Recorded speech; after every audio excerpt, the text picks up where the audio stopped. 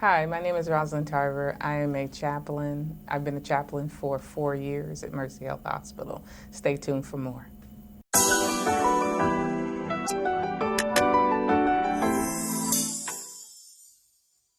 Okay, Pastor Tarvor, I just want to say thank you for joining us today for an interview. So let's hop right into the question. What inspired you to want to become a chaplain? Well, first and foremost, being able to walk in the call and the purpose that God had for my life, and to continue to provide patient care was important to me as well, because I have been doing that for 32 years as a physical therapist assistant. So to provide that care and then to carry it on, that really encouraged me. What major did you pursue that lined up with chaplaincy? So I have my bachelor's in science, and then I went for the 2 masters. The equivalent. So I got a master's in theology, theological studies, and also a master's of pastoral counseling. And I'm currently working towards my doctorate degree in pastoral counseling. Yay. Hey guys, I'm editing right now, but I wanted to break in and tell you, please don't get discouraged. I know Pastor Tarvor has degree on top of degree, but to be a chaplain, you can start off with just your bachelor's degree. You don't need to have your master's and your doctorate. But like we talked about in the video, if you want to make more money, you will need to go up to your master's and your doctorate degree. But a cool thing is, some jobs, they'll pay for you to go to school. That's actually Pastor Tarvor's situation. They're helping her to finance her education. So if that's something that interests you, start with that bachelor's degree. It's worth it if you want to move up. And then what school did you go to pursue these 2? Most of my degree was obtained in Liberty University. Yay, Liberty. Good. So is it common for most chaplains to be college educated? Depending on what setting you're in, for military and for the hospital setting, I know that you have to obtain your degrees and you have to be board certified. There are some places that you can work. You can become a volunteer chaplain. You don't have to have your degree, but in this setting, you do. What are your duties as a chaplain? Just describe your job description to us, basically. Okay, so from the daily, what we do is we provide spiritual support for families, for patients and the staff if needed. And we also work together with a multidisciplinary team to make sure that the patient receives the care that they need overall as a holistic approach. We provide bereavement services. We've done funerals, weddings. I've done weddings in the hospital. In the hospital? Right. What? We do communion. We provide communion for as well. And we educate patients also on advanced care planning. We do healthcare power of attorneys and also living wills here in the hospital for free.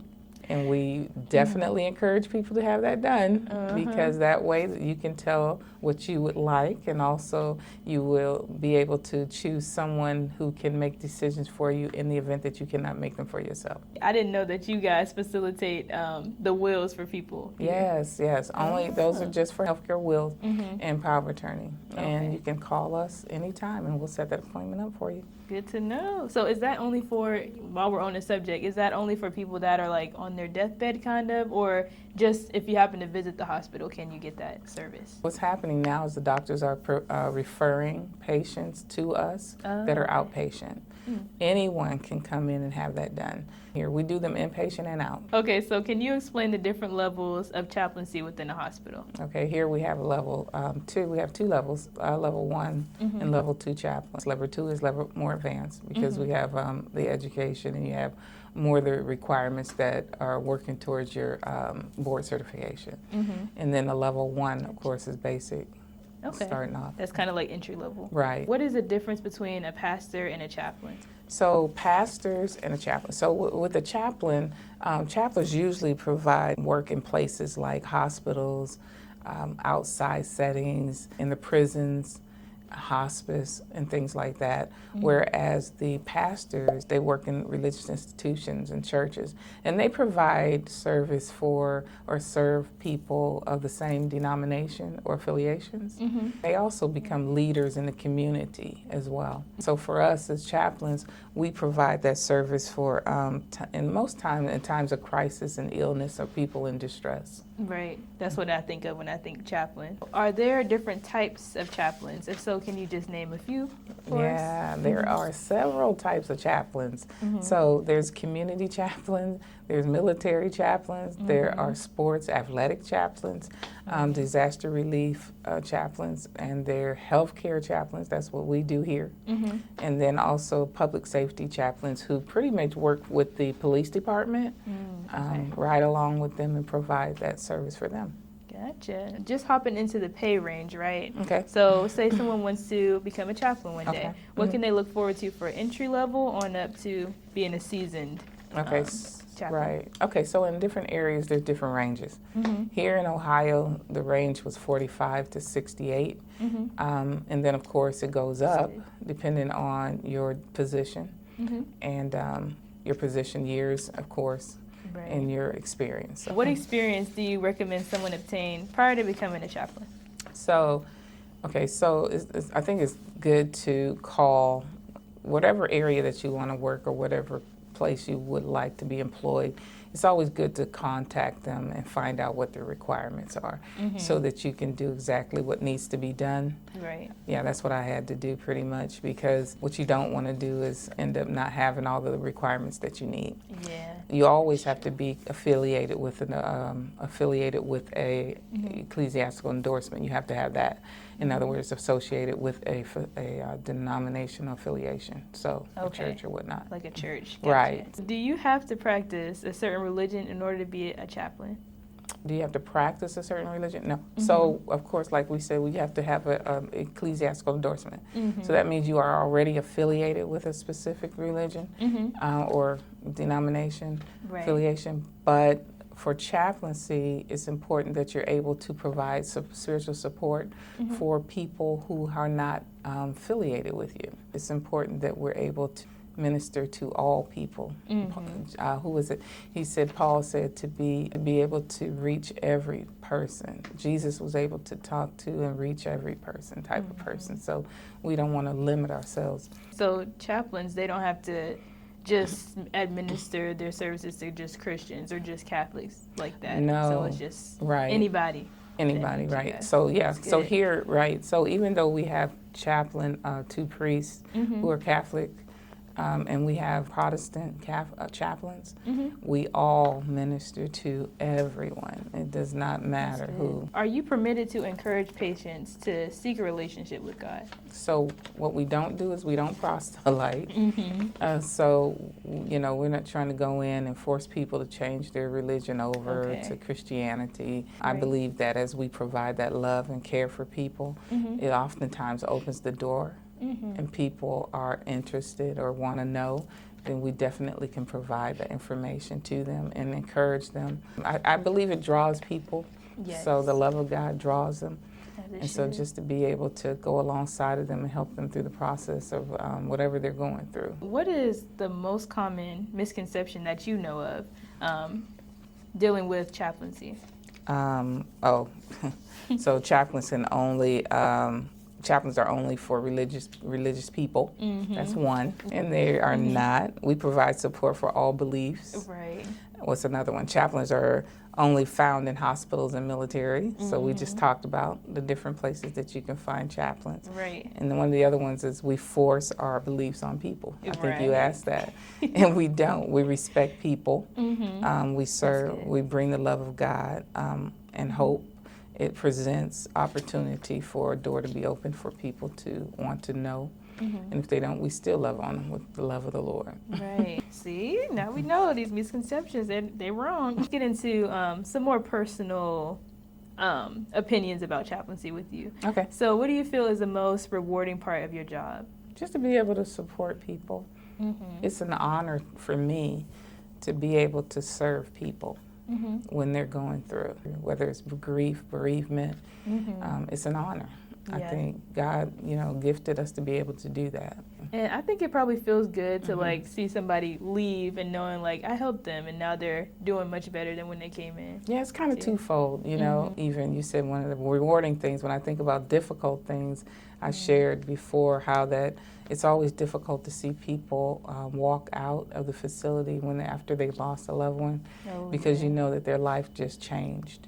You know that their world has changed and it will never be the same. Yeah. But on the on the flip side of that, like you said, it's an awesome blessing to be able to serve them, to walk through that process of grief and bereavement, you know. And it's a frontline job. You're there right when it's fresh, you know, especially happened to them. Right. Death is never easy.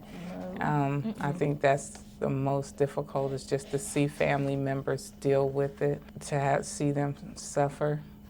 I know it's something that we have to do, but it still doesn't make it easy all the time. And then to know that it doesn't matter what age, but I think young people, that's the one that really gets my heart when I see a little young men who have passed on and it didn't have to. Yeah, exactly. So that, and see the parents have to go through that hurt. Yeah. I think that's a heavy job for you too. I think that's a thing. Like you go home, do you feel like you go home like kind of heavy after a work day, or is it easy for you to decompress? Yeah, no, you know what, now I understand why, you know, sometimes we have to go to our room. We have offices we go into, and we have to just kind of like download and turn it over to God. That's why he said, my yoke is easy, my burden's light. Take my yoke upon me. So I have to learn to turn it over to God, because in order for me to provide the care that needs and support that needs to be provided, I have to be able to allow God to minister to my heart. And sometimes I need to be ministered to. So, I mean, I've cried. Listen, I have cried. There's a chapel right down the hall. Many of us, I mean, workers, staff members in the hospital, we go to the chapel and get in there and just pray. Well, okay, I want to lighten the mood a little bit. Okay. So let's talk about, is this a growing field as a chaplain, right? So do you see there being more and more jobs coming up in the future, or is it kind of dwindling? It's not dwindling. It's Figure not. Yeah, I think, well, actually, I had to look it up because she made me do some studying, y'all. So I did. before, I think it was 2028, they said it would be a 6% increase. And you know what? Nowadays, I feel like it's growing in mental health care. Yes. So I think that's another reason why it's a big jump in chaplaincy, too. Right. Because you guys are catering to mental health of patients, you know? Yeah, right now I am, yes, I'm over spiritual support. So we do spiritual support for behavioral health. Yeah, and it is growing. We are actually here in Youngstown, they're going to have they just broke ground for a behavioral health.